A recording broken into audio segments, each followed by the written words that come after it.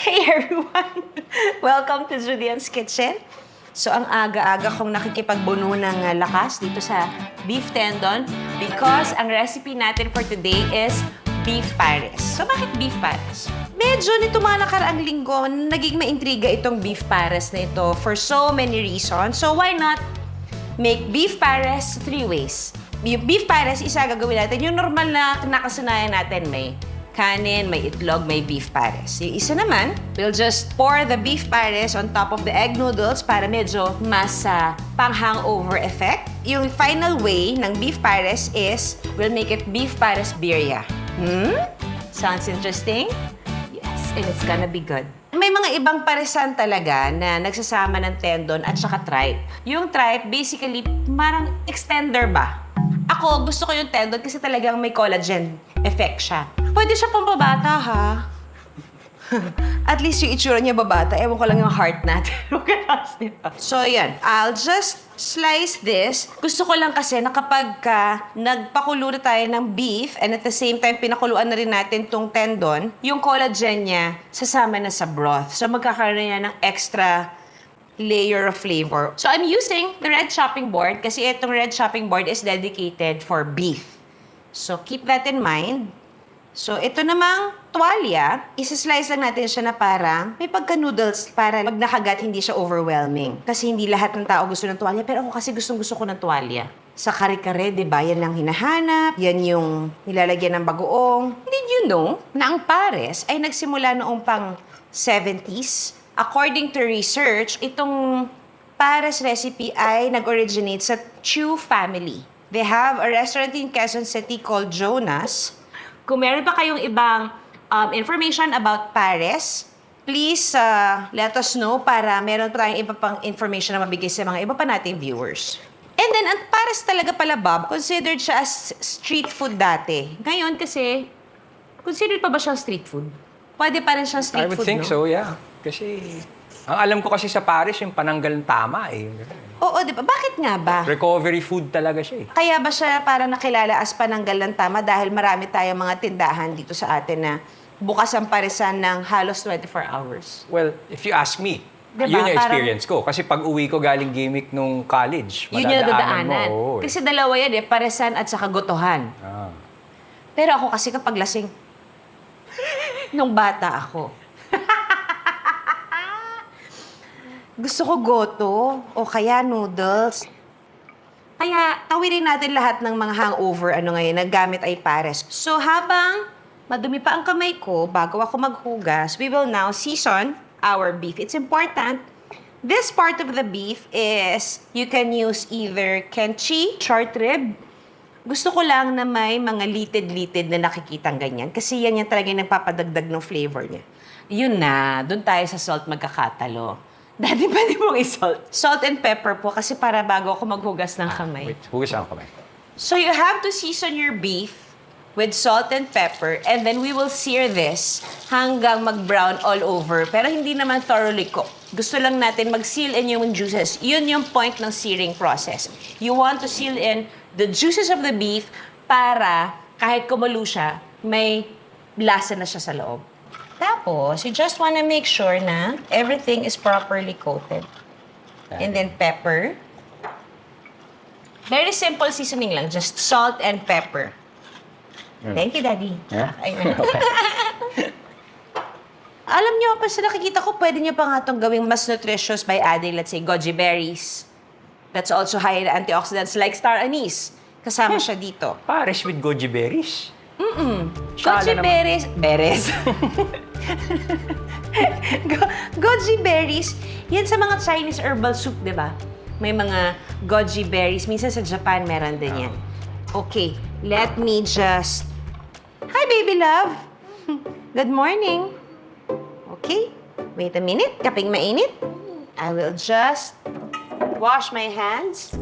So, okay. We now heat our pot. We'll add our oil. Importante mag-sear yung beef kasi nga para mag-seal yung juices. Pero aside from that, yung didikit na mga particles na magagaling sa beef, extra layer pa ng flavor ng yun eh.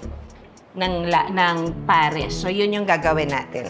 Gusto lang natin siyang siguraduhin na properly seared siya. Ngayon, on this spot, meron na akong ginawa kagabi. Eto na siya. Ayan, oh. So, yung puti na yan yung nakakasakit ng batok. Pero yan ang pinakamasarap. Kunin natin yung sebo. Kasi dyan natin i-dip yung tortilla natin para mag-crisp up siya for our birria tacos. Ang maganda sa pares, kasi nga, kailangan maramihang luto sa kanya. Pag naluto na siya, you can just divide this into multiple containers and just put it in the freezer. So anytime, meron kang pares. Labelan nyo lang kung kailan siya naluto. Pero once na ilagay nyo to sa freezer, tatagal pa to ng mga ilang linggo pa. Basta frozen. So we'll set this aside first. Okay, going back to our oil, it's quite hot already. We want to sear it. And when you sear your beef, gusto mo siguraduhin na hindi sila masikip. Chef, when it's searing, what's that point where hindi siya titigas, lalo na't baka? Na hindi siya titigas. O ano yung cue, ano yung visual cue ko?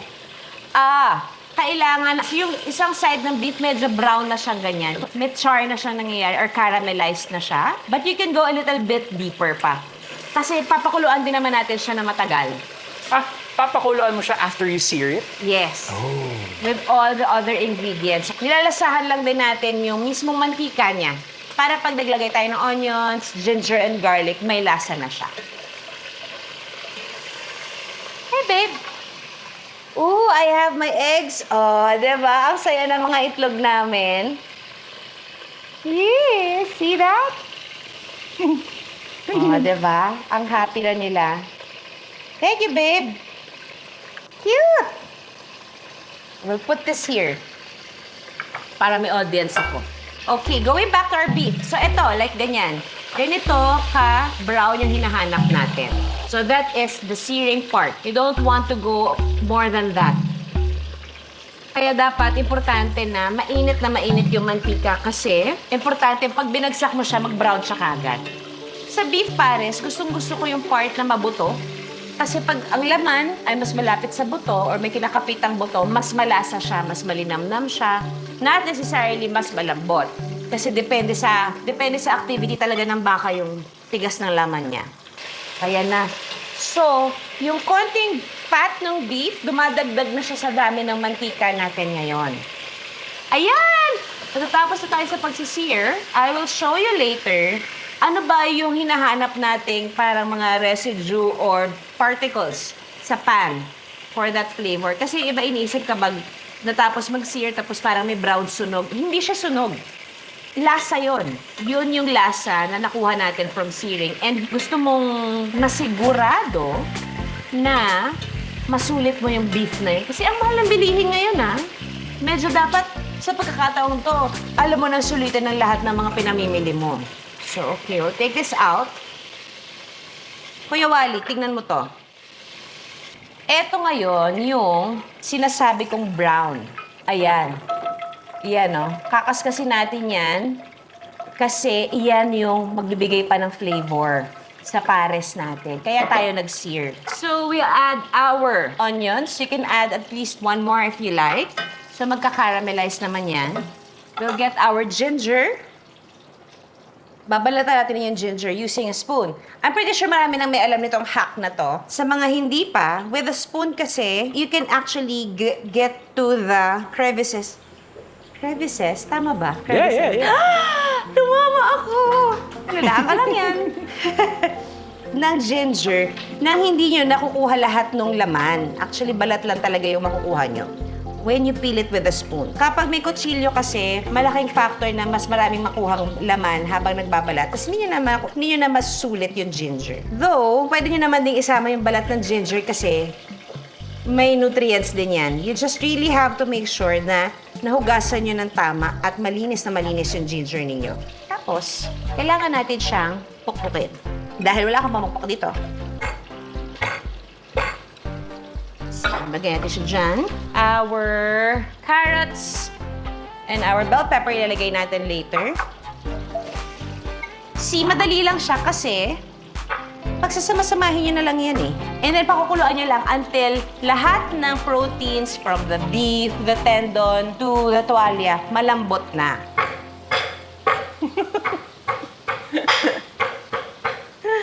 So, di ba, yung mga gamit yun sa kusina, marami namang ano yan. Maraming saysay yan. Hindi ibig sabihin pag kaserola lang siya, kaserola lang.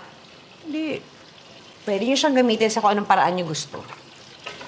So, you want to make sure na nainitan na yung mga gulay natin. So, I have here carrots, I have here onions and ginger. So, para makuha natin yung itong nag-brown na to, lalagyan natin siya ng water. And then, gusto mong siguraduhin na makaskas mo yung ilalim. Make sure na nakukuha niyo yung brown. Ayan na, medyo lumapot na siya. So, because we have our oil there, ayan na siya. Now, we'll add our beef. We'll add our all-purpose seasoning. Versus na siya. Soy sauce. You can add beef bouillon if you like, para mas mag-deepen pa yung, hi, baby! So, siguro, sa 1 kilong karne, at least a cup of soy sauce, kasi maglalagay pa rin tayo ng water. We'll add our cloves. So, this is very important kasi ito yung nagpapalasa talaga. At least 4 to 5 cloves. Medyo balakas kasi yung lasa niyan. Baby girl, can you put 2 star anise and 2 pieces of cinnamon sticks on this pot, my love? Thank you. Yes po. I'll get some more water, okay? Open it. There. And you get 2 star anise and 3 cinnamon sticks. Okay, love? Thank you.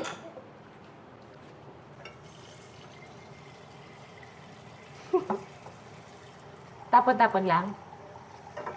Okay, and then we'll add more water. Okay. 3.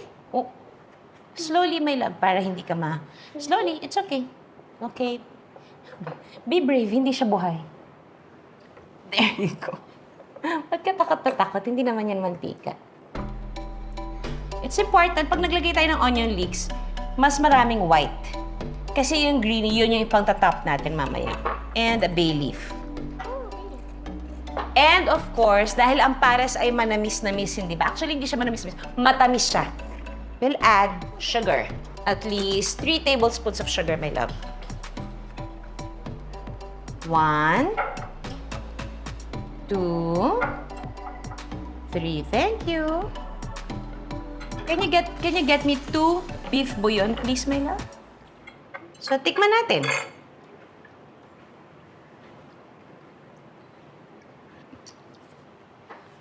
Nakuha ko na yung lasa, pero magde-depend pa yan. So, ilalagay ko na yung tendon, tuwalya. Parang kalahati na lang ang kakasya sa tuwalya ko. You can adjust this recipe along the way. Depends on how you like your pares to be. Thank you. Can you put it there, baby? And then we'll get some black peppercorns. Here, put it here. Okay, put everything there. Okay. So we have our peppercorns, we have our onion leeks, and then you just let this boil on medium-low heat for around 2 to 3 hours, or really depends kung malambot na yung karne kasi iba-iba nga yung pinagalingan ng baka. On that note, dahil pinagod ako ng baka, kailangan ko na magpunas ng pawis. In fairness, tumagaktak ang pawis ko dito, ah. Binura mo yung mukha ko, eh. Thank you, babe. Okay. Here, I have dried shiitake mushrooms. I like adding yung broth nito kasi ito talaga yung nagpapalasa sa kanya.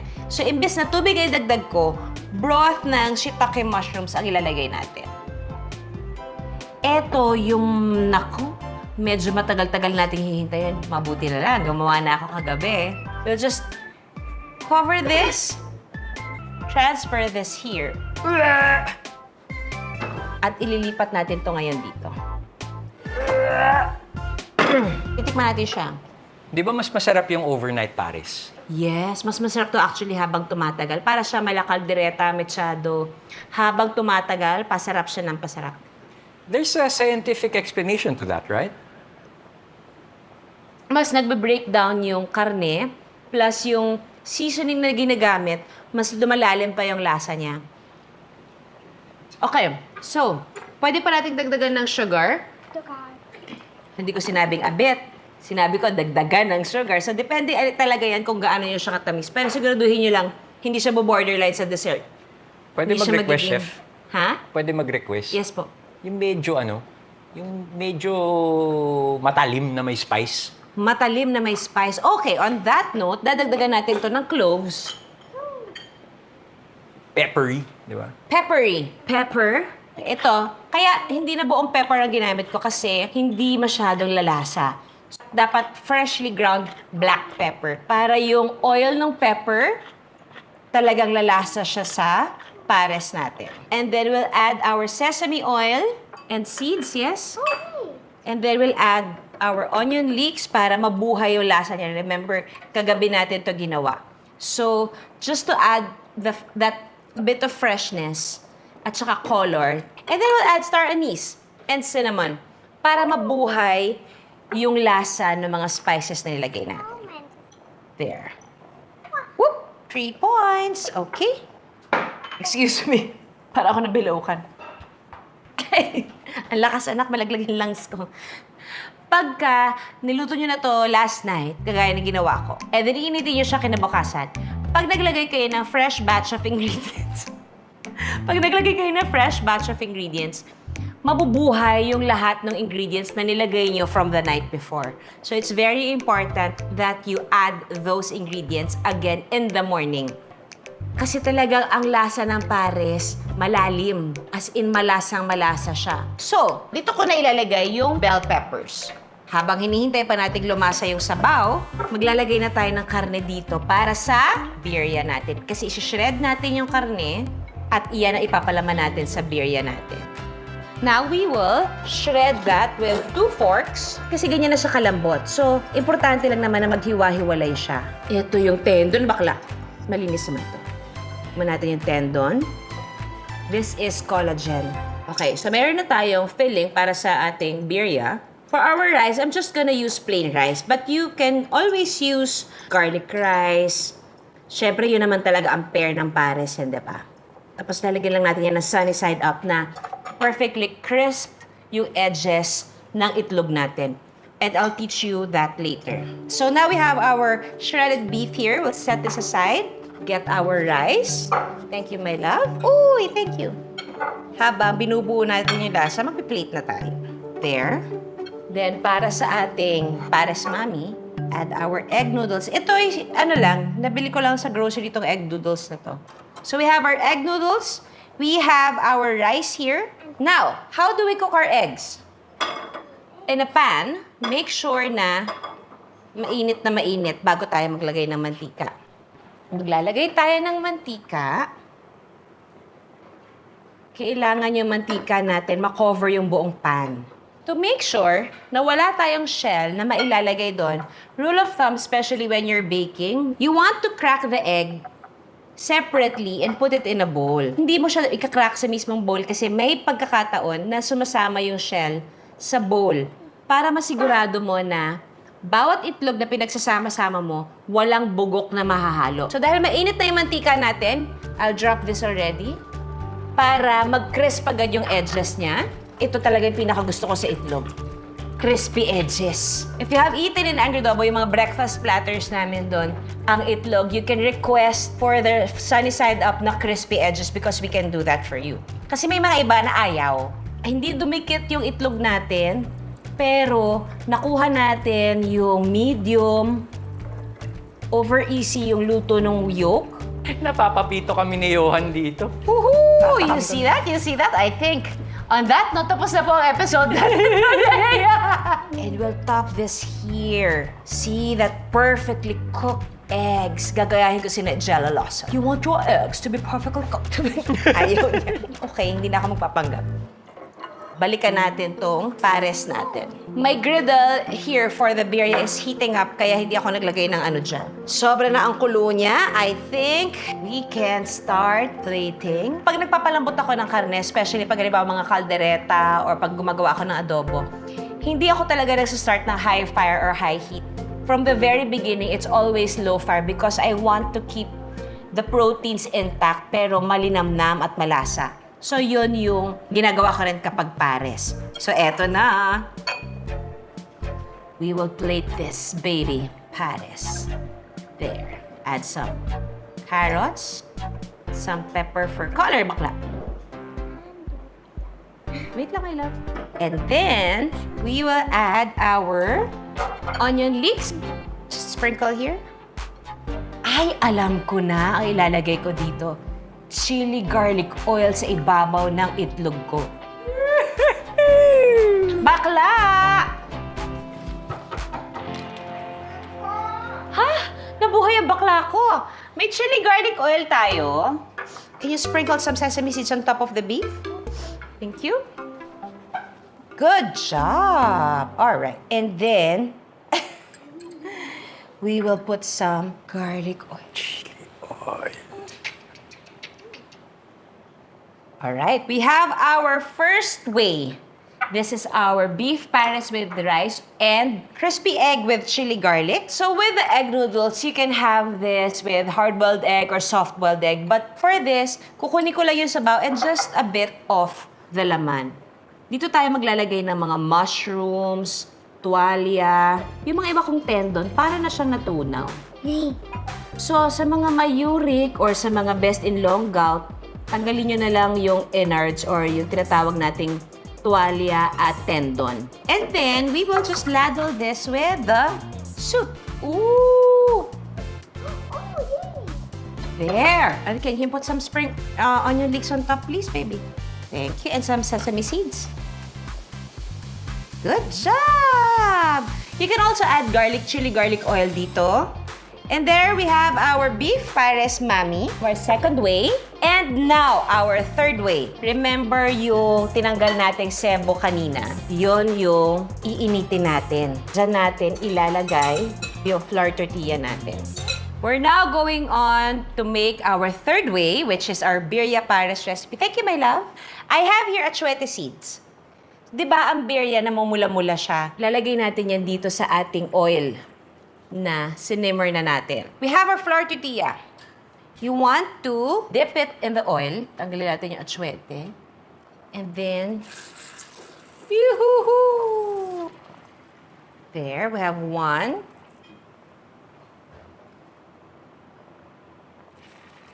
Yan! Yan ang hinahabol. Mainit. Hinahabol natin yung pag-crisp up niya. Then we'll get another one. Konti na lang. Na-excite na ako matikman nila ito. Na-excited ka na, Bob? Yeah. Ramdam ko yun, Okay. Now, we'll now add our diced onions on one side. Kasi if-fold natin siya, can be a lot of onions. It could also be caramelized onions. And then tomatoes. Isipin nyo, imaginein nyo, lasa ng pares na matagal pinakuluan. Tapos may fresh ingredients kang isasama dito sa birria recipe. Tapos lalagyan mo pa siya ng garlic aioli. And then, i-add mo na yung birria, yung shredded pares. And then, add our cheese. Woohoo! You can add cheddar, you can add mozzarella, but dahil may provolone slice ako dito, ito ay parang mozzarella pero mas may lasa siya. Only if you're feeling fancy, but otherwise you can just use regular cheese na nagbe-melt agad. Ay, matanggal! Okay. There you go. And then, para may anghang, lalagyan natin ng jalapenos. Again, pwedeng naka-jar na jalapenos, pwedeng namang sili lang. Pero ako lang kasi, gusto ko yung pickled jalapenos kasi meron na siyang slight sourness or acid na bubuhay doon sa lasa ng buong birria natin. And then, we just fold it. Tumigas na yung tortilla ko. Fold it like that. Kukuha tayo ng konting sabaw kasi ang birria may dipping sauce talaga. We'll get our birrias. Here, 1, 2, and 3. We'll just add cilantro. Ako gusto ko na cilantro kasi iba yung lasa talaga niya. There! And we're done! Baba! Pwede na tayong tumikim! Ate, come here! Alright. I'm so happy! That is pares 3 ways. So we have our birria pares. We have yung normal na kinakain natin na pares na may kanin, na may itlog, and our pares mami. So, ano unahin mo? Si Ethel gustong husgahan yung birya. Halika, Manay. Ako yung kaning puti. Okay. Sino yung gusto sa mami? Yo? Okay, you're gonna mami yourself? Yay! Ang saya nung ang daming tumitikim. Aba, si Ethel nauna na. Sasaw-saw siya dito, Manay. Manay Ethel is my long-time EP since Judy and Drama Special. Gimmick din, di ba? At kung ano-ano pa hanggang sa naging kadugtong na ang pusod na. Nung bago ang pasok ako sa ABS, Kami din.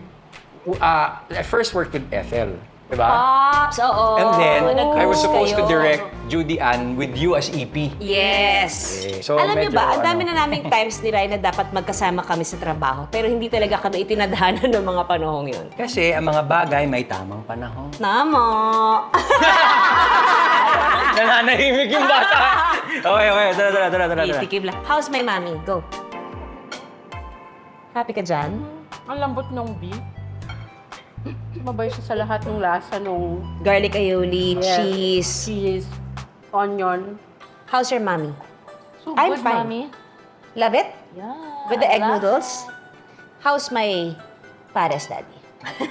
Very good. It's very spicy, Baba. Si daddy mahilig kasi sa maanghang. Alright. Yay! So there you have it. Good job. Pares. Ba? Gusto ko yung isa-isa na lang silang walk out at naiwan sa akin ang 2 piraso birya. So guys, there you have it. Another episode of Judy Ann's Kitchen. Paris 3 ways. I hope you'll be able to make this at home. Let us know kung anong palagay ninyo and please don't forget to tag us at Official Juday or Judy Ann's Kitchen Instagram, Facebook, and TikTok account. Follow and like our episodes. Thank you for another fun-filled episode with you guys here at Judy Ann's Kitchen. Again, I'll see you next week for another episode. And please always remember to be grateful, be kind, and always pay it forward. Have a nice day, everyone. Bye! Hey! Thanks, Chef! Harap! Sorry. Nung nabusog ako, naalala ko, hindi kita nasabuan. Mayla, baka matangkal mo ko na. Para ka na kami, nakapaggutom, nagkakalimutan. Gusto ko sana English, hindi ko alam yung term eh. Tagalogin ko na.